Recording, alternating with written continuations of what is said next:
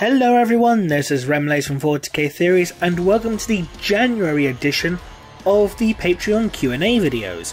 As always, to ask your own questions to be answered in future videos, click the link in the description below, become a patron, and submit your questions in the comments section for this particular video. Now, without further ado, let's just jump right in and answer these questions. Luke Welsh asks, what do you think of the theory that the 11th Primarch was never born? This coming from the fact that Horus saw the tank that the Primarch was in and, quote, feeling the untapped glories that might have lain ahead for what grew inside. Well, I think he was, but in fact we know he was born, because the Emperor was reunited with him.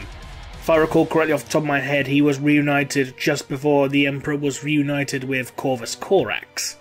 I think what this vision actually entails is that Horus knew that the 11th Primarch could have done some amazing things if it wasn't for the fact that he had like a taint inside him. And so that this taint and corruption is the thing that was growing inside him. Diego Flores asks, could Gilliman reorganize the Inquisition to be a more structured organization, or even part of the Ecclesiarchy to the point that they must obey the Ecclesiarch, or would it require the intervention of the remaining Primarchs, or even the military force of the Astartes? My problem with this is, what would be the point considering that the Inquisition is not wholly tied to the Ecclesiarchy? While you do have certain branches like the Ordo Hereticus being tied to the Ecclesiarchy in some way, as well as the Ordo Malleus somewhat due to their investigation of demons, you got other branches that are not linked to the Ecclesiarchy in any way, like the Ordo Xenos, for example. So I don't see there being any sort of point to merging the Inquisition with the Ecclesiarchy. If anything, giving the Ecclesiarchy effectively control over the secret police of the Imperium is just asking for trouble. It's going to be the Reign of Blood all over again. Nat3.Despeles asks, how did you become involved in the YouTube channel Tats Top Videos? Me and Tats have been talking for a little while at this point, and just got to the point of, talking about narration. Hey, do you want to do a line or two? Sure. That's how it worked, essentially. Felix Argyle asks, does mankind or any other race or empire celebrate the passing of the year, and how do they do it? Party, quiet prayer, or big party with lots of food and anime? In regards to the Imperium, I'm not sure because I only know 3 holidays that the Imperium follows. That being Candlemas, Sanguinala, and Emperor's Day. And according to the novel 15 Hours, Emperor's Day is the only day a year that members of the Administratum, at least, get a day off for. So, since we know that Candlemas is the equivalent to Christmas, thanks to Games Workshop's community team, I would assume that Emperor's Day would be the equivalent of New Year's Day, or New Year's Eve. And considering it's like the one day off work you get a year, unpaid of course, I imagine that they will like to catch up on sleep, personally. Cayman Astartes asks, if looking upon a chaos god or the realms causes effects of madness, transformation, sickness, and loyalty, what would happen if a human mortal were to stumble into Gork and Mork's realm and looked upon one or both of them? We know that one person has looked upon Gork and Mork. Vulcan. As detailed in the Beast Arises series, Vulcan actually saw Gork and Mork when he was linked to the power of the Wa. And I know he's technically not mortal, him being, not only a perpetual but a transhuman and a Primarch, But Vulcan was filled with more understanding of the Orcs more than anything else.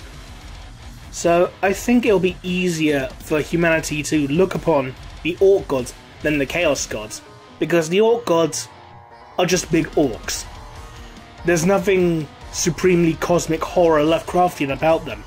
They're just big giant orcs the size of mountains, which, let's be honest, is probably fucking terrifying, but it's not, your whole Lovecraftian Cthulhu type thing coming out of the ocean with a billion eyes.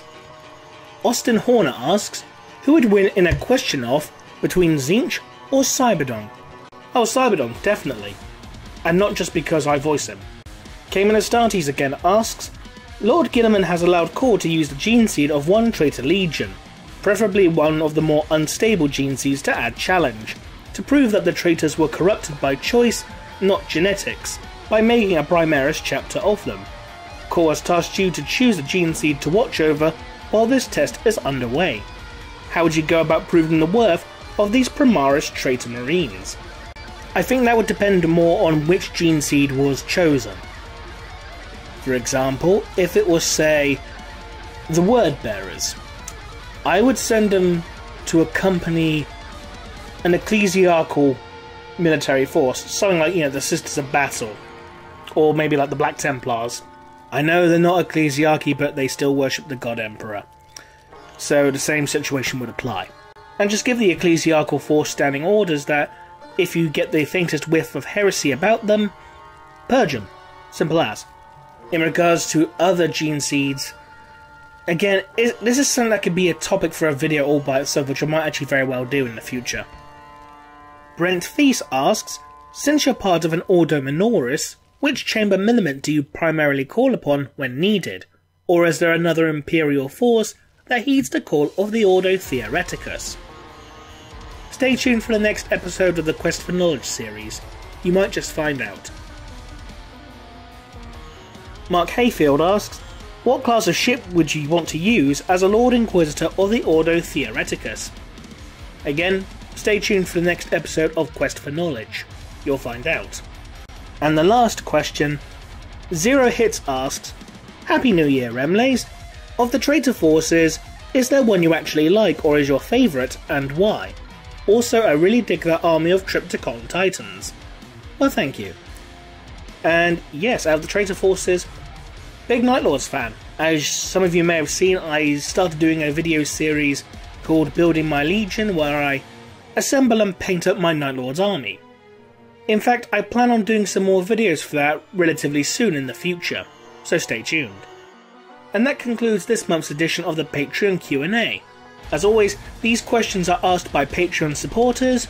If you wish to become a supporter on Patreon, click the link in the video description below. Until next time, this has been Remlace from 4-K Theories, and I'll see you then. Bye bye.